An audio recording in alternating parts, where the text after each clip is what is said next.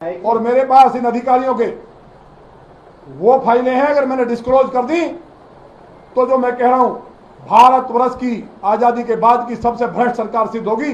मैंने कहा ना, अगर कमिश्नर ने अपनी मां का दूध पिया है तो नमाज पढ़ी जा रही है, बिना अनुमति के भीड़ इकट्ठी हो रही है। हम तो हमारी बहनें कलश लेकर निकल रही थी, एक नमाज को रोक दें। अभी ईदगाह मैदान में इकट्ठे हुए लोग बिना अनुमति रोक दें, और अगर रोक के दिखा दें, जो दिखा रहे कि सनातन की सरकार है, यूपी में रामराज चल रहा है, सब कांप रहे थर थर, लूट मच रही है, सिर्फ हिंदुओं के साथ अन्याय हो रहा है, उनकी जमीनें छीनी जा रही हैं। कर देना, राम कथा बंद करेंगे, ये हिंदुओं की सरकार है। सपा में कभी बंद नहीं हुई, बसपा में बंद नहीं हुई, तो पहली सरकार है मेरी। आप कह रहे हो क्या सवाल है? कमिश्नर तो केवल लूट का एक अड्डा है, उसे तो केवल शराब चाहिए बोतल एक शाम को। कमिश्नर तेरी मां दूध पिलाया है तो कथा के बाद कहीं कर लेना, तेरी गोलियां होंगी, हमारे सीधे होंगे। नमस्कार, मैं नीरज उपाध्याय, आप देख रहे हैं हॉट 24 न्यूज। दोस्तों, आज बात होगी भारतीय जनता पार्टी के ऊपर। दोस्तों, सवाल 3 हैं, जवाब आप लोगों को देने हैं। भारतीय जनता पार्टी के विधायक नंद किशोर गुर्जर, जो लोनी से विधायक है, इस समय अपनी ही सरकार पर बहुत बड़े बड़े आरोप लगा रहे हैं। नंद किशोर गुर्जर ने अपनी ही सरकार पर ऐसे आरोप लगा दिए हैं, अब सरकार को जवाब देना होगा, जनता के सामने बताना होगा कि आखिर उन्हीं के विधायक ने जो सरकार के ऊपर आरोप लगाए हैं, क्या वे सत्य हैं या वे गलत है। जवाब तो सरकार को देना होगा। सबसे पहला सवाल, क्या अब भारतीय जनता पार्टी में फूट पड़ चुकी है? क्या अब भारतीय जनता पार्टी का पतन होगा? क्या अब भारतीय जनता पार्टी के विधायक ही बागी हो चुके हैं? 3 सवाल है दोस्तों, इनका जवाब जनता को देना होगा। इन सवालों का जवाब देश के 140 करोड़ लोगों को देना है।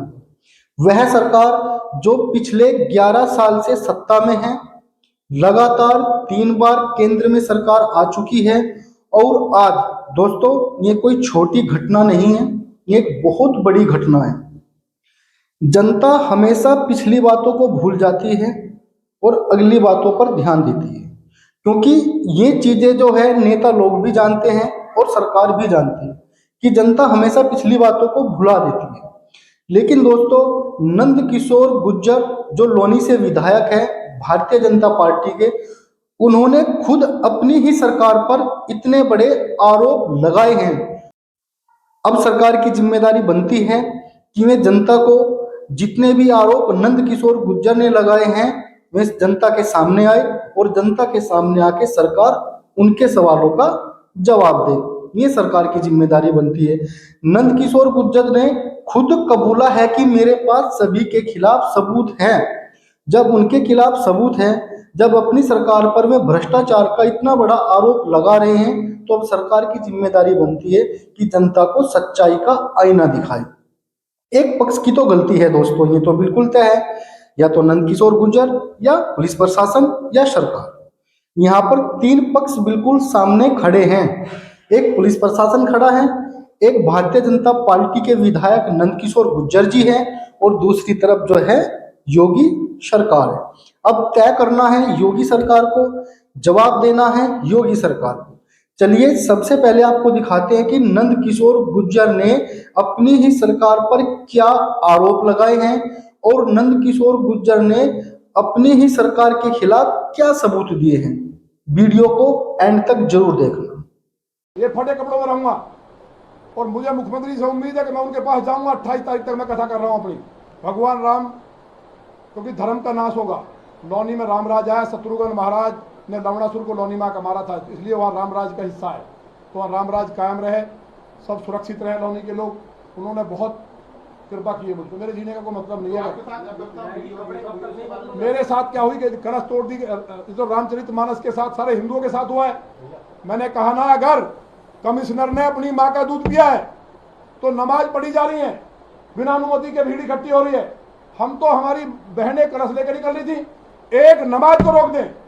अभी ईदगाह मैदान में इकट्ठे हुए लोग बिना अनुमति रोक दें, और अगर रोक के दिखा दें, जो दिखा रहे कि सनातन की सरकार है, यूपी में रामराज चल रहा है, सब कांप रहे थर थर, लूट मच रही है, सिर्फ हिंदुओं के साथ अन्याय हो रहा है, उनकी जमीनें छीनी जा रही हैं।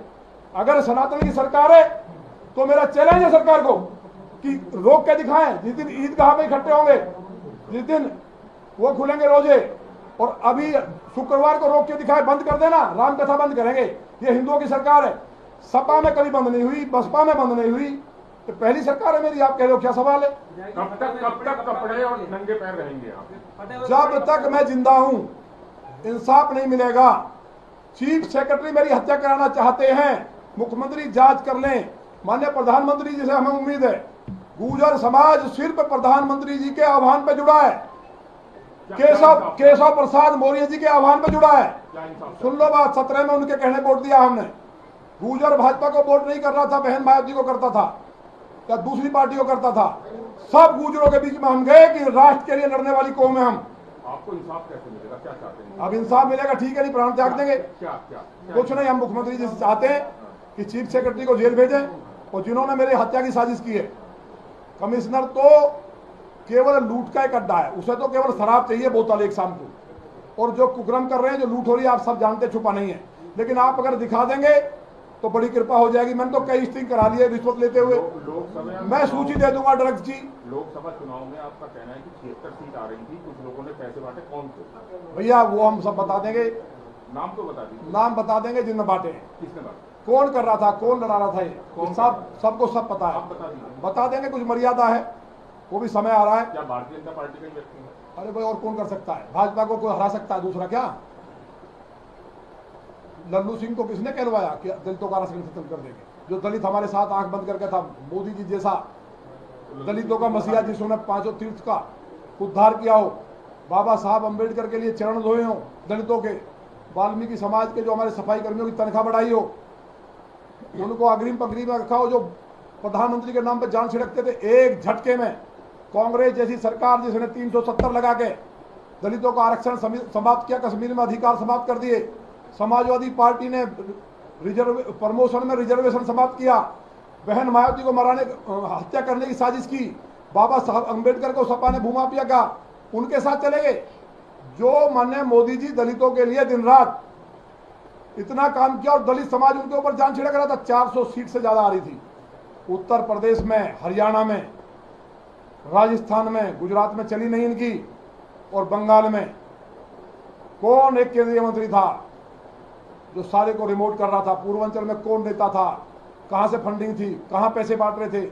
एक एक बात का प्रमाण के साथ रिकॉर्ड है, वो हम दे देंगे जहां सही जगह हमारी। और मेरे पास इन अधिकारियों के वो फाइलें हैं, अगर मैंने डिस्क्लोज कर दी तो जो मैं कह रहा हूं, भारतवर्ष की आजादी के बाद की सबसे भ्रष्ट सरकार सिद्ध होगी। और मेरा यह निवेदन है माननीय प्रदेश अध्यक्ष जी से, माननीय राष्ट्रीय अध्यक्ष जी से, कि एक बार विधायकों को बुला के पूछ तो लो, एक बार जिलाध्यक्षों को पूछ तो लो। तो हमसे मिलते हैं, आंसू से रोते हैं। ये निवेदन मुख्यमंत्री जी से नहीं है? मुख्यमंत्री जी से कर लिया। अधिकारी पहले कह देते हैं जी तो विधायक चोर है, सारे विधायक बेईमान है। हमने कहा हमारा जांच कर लो ना। मेरे खेत तक नपवा दिया यार, अब तुमको सब पता है, मेरे घर तक नपवा दिया। मैं तो शोषण झेल रहा हूं, लेकिन मैं बनाऊं जनता के लिए, मैं जनता के लिए बनाऊं। मैं असली पंडित दीनदयाल उपाध्याय जी और सुभाष चंद्र बोस, सम्राट मीर भोज का वंशज, शिवाजी महाराज का अन्याय नहीं होने दूंगा। एक भी मेरे आदमी को छेड़ा, मेरी बहनों के साथ अन्याय हुआ है, मेरे टुकड़े हो जाए, मुझे 100 गोली पुलिस मार दे, अगर लौनी में किसी बहन को, किसी भाई को छेड़ा तो वो होगा जो सोचा नहीं है। राम कथा नहीं होती ना, तो क्योंकि हमें कथा पूरी करनी है और इन्हें ये कांड करना था ऐसे टाइम पे। अधिकारियों के खिलाफ कार्रवाई की मांग आप कर रहे हैं, अगर नहीं की जाती है तो क्या कदम उठाएंगे? अरे अधिकारियों के खिलाफ कार्रवाई हो ही नहीं सकती, आप कैसी बात कर रहे हैं? जिन अधिकारियों ने मेरे साथ अन्याय किया, कलश तोड़े, रामचरितमानस को खंडित करने का प्रयास किया, जो राम कथा को रोका, जिन्होंने रामद्रोह का काम किया, मैंने कहा ना, गुरु ग्रंथ साहिब है हमारा पूज्य, कुरान है, बाइबल है, जरा छेड़ के दिखा दो ना। बहुत बड़े हिंदू, नहीं ये तो हिंदू हैं बहुत बड़े, इन्होंने तो मुसलमान खत्म कर दिए। सारे कारोबार, सारे थानों में ठेकेदारी मुसलमान माफियाओं की चल रही है। सबसे ज्यादा हिंदू विरोधी सरकार चल रही है। कहाँ हो आप लोग यार? आपको पता नहीं है क्या थाने में ठेकेदारी कैसे चल रही है? आप तो गाजियाबाद के निवासी हैं, मेरे साथ पढ़े हैं, कोई मेरे साथ, आपने मेरा बचपन देखा है। विधायक जी, आपने बोला कि आपके ऊपर चोर जैसे शब्दों का इल्जाम करा दिया, आपके खेत की पैमाइश करवा दी, आपने भ्रष्टाचार के आरोप लगाए। अभी आप कह रहे हो कि सिद्ध करें ना। आपके पास भ्रष्टाचारों की फाइल है, तो उस फाइल में किसके नाम है? भाजपा के हैं अधिकारियों नाम? अधिकारियों के। और इतनी बड़ी फाइल है और एक बहुत ईमानदार व्यक्ति की फाइल है जो दुनिया की नजर में ईमानदार है। अगर वो फाइल खोल दी तो मुंह दिखाने के लिए जगह नहीं मिलेगी। नाम क्या उन व्यक्ति का? सब नाम सामने आ जाएंगे, चिंता मत करो। विधायक जी, क्या 2027 में इस तरीके से बीजेपी द्वारा आ सकती है? अब देखिए, बीजेपी नहीं आई तो हमारी बेटियां नहीं बचेंगी, इसलिए बीजेपी का आना जरूरी है। मुझे उम्मीद है माननीय मोदी जी इस बात पर ध्यान देंगे, माननीय राष्ट्रीय अध्यक्ष जी ध्यान देंगे, प्रदेश अध्यक्ष जी हाथ जोड़ के निवेदन है। और मुख्यमंत्री जी के ऊपर जो तंत्र कराया गया है उससे अगर वो मुक्त हो गए तो वो भी ध्यान देंगे निश्चित तौर पर। लेकिन पूरे देश की जनता आपके माध्यम से समझ ले कि योगी जी के ऊपर तंत्र करा दिया है, इसलिए गाय कट रही है, भ्रष्टाचार की सीमा पार है, मर्डर, डकैती, अपहरण हो रहे हैं, लूट हो रही है खुलेआम। बताओ, कमिश्नर रात को एक बड़े चैनल के पत्रकार को उठा के डाल देता और केस कुछ नहीं। एक गरीब की गाड़ी लुटती है, वो बाहर खड़ा है, उसी को जेल भेज देते हैं बेचारे को, और अपराधियों से पैसे लेके छोड़ देते हैं। लिंक रोड थाना, एक घटना थोड़ी है, ये तो छोटी बात है। पूरे प्रदेश में क्या हो रहा है? अयोध्या जी में गरीबों की जमीन लूट ली, कुछ तो दिखाओ महाराज। आपके साथ विधायक जी मारपीट हुई, महिलाओं के साथ धक्का मुक्की, मुझे तो काट दें, मार दें। आपकी बेटे की टांग तोड़े जाने की बात कर रहे हैं, तो पुलिस में शिकायत दर्ज करवाएंगे या हाँ, बिल्कुल। कानूनी रास्ता लेंगे? कानूनी रास्ता बिल्कुल लेंगे। पुलिस से कोई भरोसा नहीं है, सरकार से कोई भरोसा नहीं है, माननीय न्यायालय पर भरोसा है। जब जब मुझ पर आफत आई है मुझे न्यायालय ने भरोसा दिया। देश में माननीय प्रधानमंत्री जी, संगठन और मेरा माननीय न्यायालय बचाए, वहाँ मैं जरूर जाऊँगा। मेरे साथ जो जाती हुई उससे पहले मेरे कार्ड फाड़े गए, मेरे साथ बदतमीजी हुई मेरे पिताजी के, आज तक विधानसभा में पेंडिंग है मामला।